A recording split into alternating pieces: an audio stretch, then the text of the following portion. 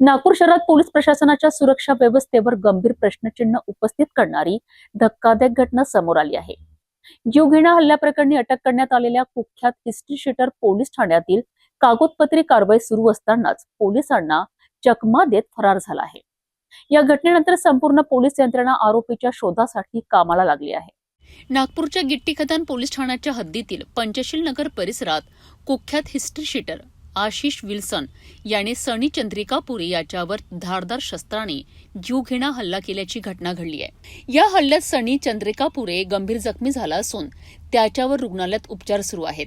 घटनेनंतर फरार झालेल्या आशिष विल्सनचा शोध घेत गुन्हे शाखेच्या युनिट 2च्या पथकाने रात्री उशिरा त्याला अटक केली आणि पुढील कारवाईसाठी गिट्टी खदान पोलिसांच्या ताब्यात दिले।